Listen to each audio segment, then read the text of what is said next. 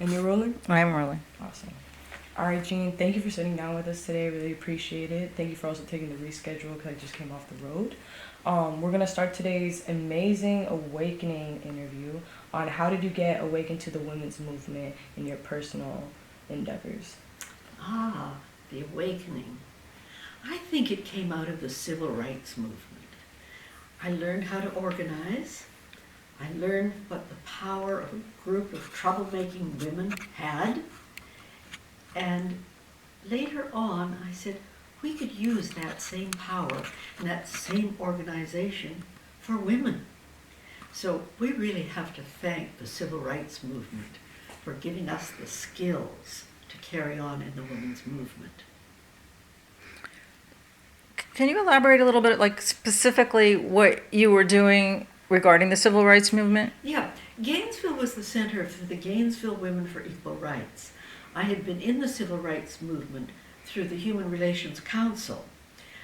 Rosa Williams and I left the Human Relations Council, which was men and women, sort of a do-good, looking back, kind of a paternal organization.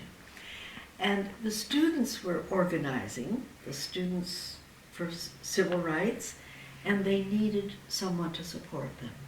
So the Gainesville Women for Equal Rights formed as a support group. And we left the Human Relations Council and joined the Gainesville Women for Equal Rights. Fabulous group of women. I'm going to ask you to just start that last sentence again.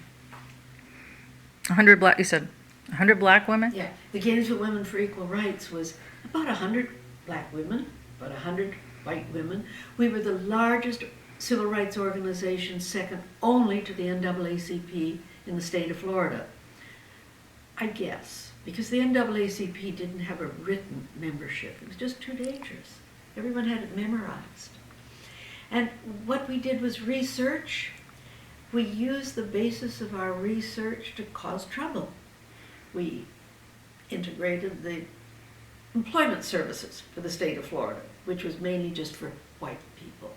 We integrated Alachua General Hospital.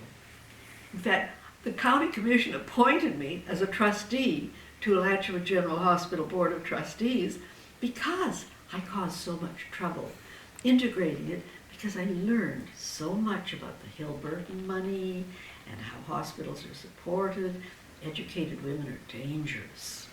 So they got me out of danger by putting me on the board. But then as the civil rights organizations became more national and became more black, and the white women were so necessary to the organization as we were before, we said, you know another group that's discriminated against? Women. Let's take what we have learned and see if we can't elevate women. So that was when I became empowered, and empowering. Of course. I love that. Can I go on to the next one, Denise? The next one is Why Gainesville is noted as one of 5 loci in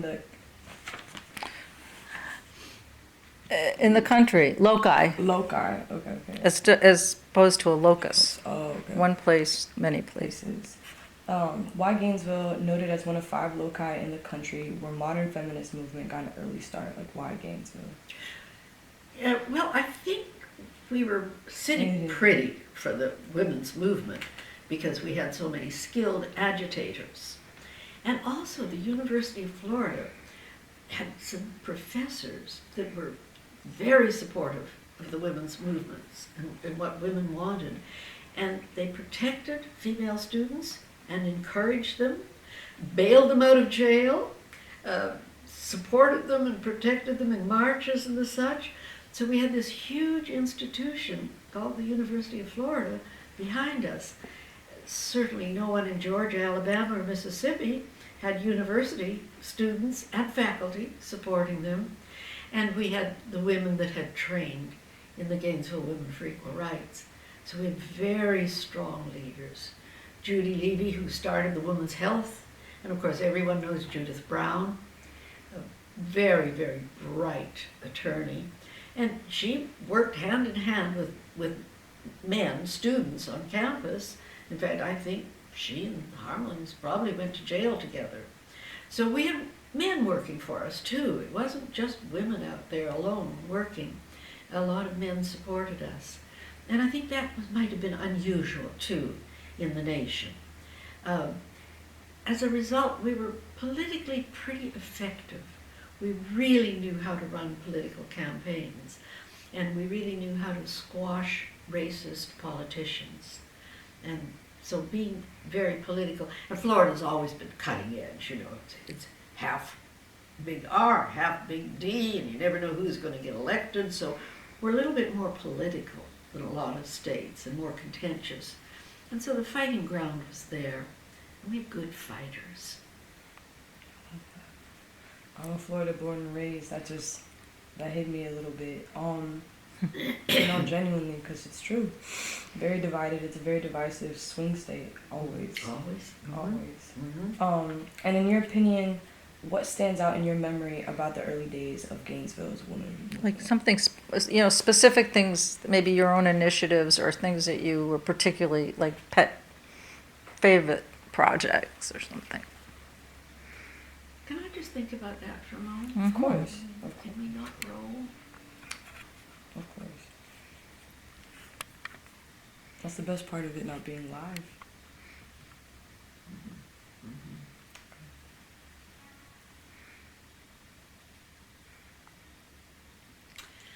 Okay. I think the women's health movement was really very important in this community. The little towns around here had no birthing clinics. There was no money for abortions. It was illegal to have an abortion. But there were women in the community that would raise money and help women who were in desperate positions and had to have abortions.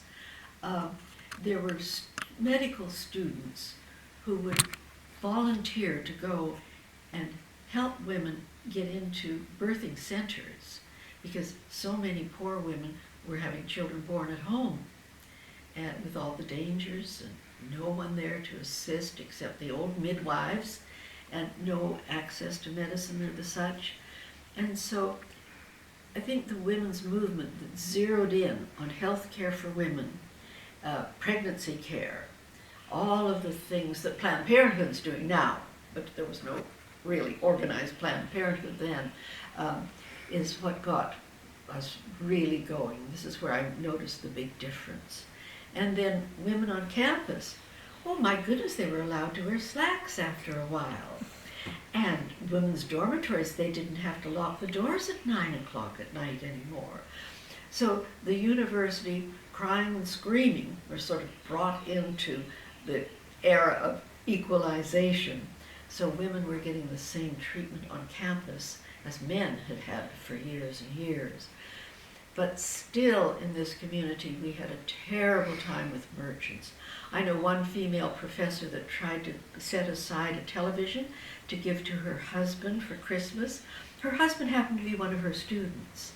And the store where she wanted to buy it would not put it aside unless she had her husband sign for it. So we had to deal with all of the merchants, the local merchants, and get them to understand that changes were happening and they could no longer do this.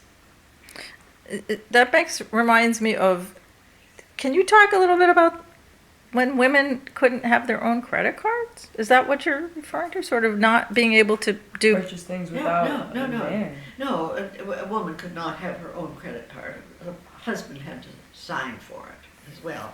Even to the extent of a woman not being able to put away something for Christmas. You know, we used to go in with, we got paid once a month, and so we'd go in with the November paycheck to buy it, but we'd say, would you just put it on hold till Christmas? You couldn't do that in some stores unless your husband approved of it. Oh yes. I know that was true with housing too. My mother was telling me that you couldn't get a house without your husband signing on the line. Yeah. I couldn't. Well, still today, you can get a house in your name, but if you're married, it is homesteaded property in both of your names. But the same for the husband. If the man went out and bought a house, he could not sell that without the wife's permission. And I think those restrictions and protections have gone over to gay couples too, which was one of the reasons to get married, you see. There was such terrible discrimination economically with gay couples that were not married. Mm-hmm. So that really changed, and this is one of the reasons that we wanted marriage legalized for any loving couple, no matter what sex, was because everything was against them without that marriage certificate. And the owning property together, tax purposes, and even down to medicine too, not to Sure. stray from like what we're talking about. Yes. Mm-hmm. The scariest story I had ever heard was they weren't allowed to be in the partner's room when they were sick in the hospital. Right. Because Right, and a lot of women that we know who are older who are getting married now at 70 and 80. Right. Corky just got married. And that's, I mean, there's all kinds of reasons, but certainly in terms of wanting to be able to be with your loved one in the hospital is really important. When I got on the hospital board, I had this radical idea that husbands be allowed in the delivery room. And I put it forth to the board of directors of the hospital. The next morning there was a knock on my door, and there were 3 OBGYN men saying, "Could we talk to you?" And they came in and we sat right around this couch, and they told me how terrible it would be to have a man in the delivery room because he'd probably faint, and then the nurses that were trying to take care of us would have to be taking care of the man on the floor. I mean, it was just sort of absurd images they had of both men and women. I mean, the prejudice against women was really a prejudice against men as well, because it put them in such a narrow box that they could hardly be human beings. male fragility doesn't change across generations, I promise you. I promise you. And our very last question, what about today and what you've seen as the Gainesville feminist community continuing? Have you seen changes? Have you seen different styles of leadership or different approaches to government? No, I think the Gainesville women now are much more integrated into all of the causes. I'm not involved in anything where there isn't a contingent of feminists. Whether it's AAUW, League of Women Voters, my real estate practice, we all have strong women. The Board of Realtors has the Women's Council of Realtors, where all we women join together and we talk about what problems we have as women realtors and how to solve them and how to support each other. So I think we're mainstream now. There are very few organizations. I just spoke to the Good Old Boys Rotary Club, and we still call them the Good Old Boys Club. I looked out and it was 2/3, or at least 1/3 women. And so it never occurs to anyone to think of them, well, this is Rotary's for men. That doesn't exist anymore. That's amazing. How about, is there anything you'd like to add, do you think to this particular, group of questions that we've asked you about past, present, and future? Maybe also any advice you'd give to like people who are interested in like, so let's say like you saw like younger college kids that don't know anything about this history, or maybe want to get involved in campus but maybe involved in more activist things. Like any advice for them to starting and to comfort them, because a lot of people don't because of just fear of safety. Yeah. Well, I think now college women are sexually active, and that was not the case in my days at all. And so I really worry about birth control. I worry about, sexual protection and the ridiculous battle we're having with people that are against contraception and against easy, simple ways to stop a birth forming. There's no, if we're going to combat this strange feeling people have about a 1-day-old fetus, well, then they really should be doing something about men's sperms. So I think this is where the argument has to be now for women, because giving birth has always been what captured us, and that's why we belonged in the home, because we were the child. And look at the conservative countries around the world. It's women's fecundity that keep them in this position. So this is where young women should be fighting, to not be under these oppressive laws that so control their bodies. I think that's a good take on that. And my second thing was, for women who may not know where to go in Gainesville to start, where would they start? I mean, to get active? Yeah, to Get be active. active. I think that's just one less thing I wanted to get on camera. Because that's just from my mind. That's not from the papers. You know, I don't know, because I'm such an old woman, and I've been active for so many years. Gosh, if I were a college student,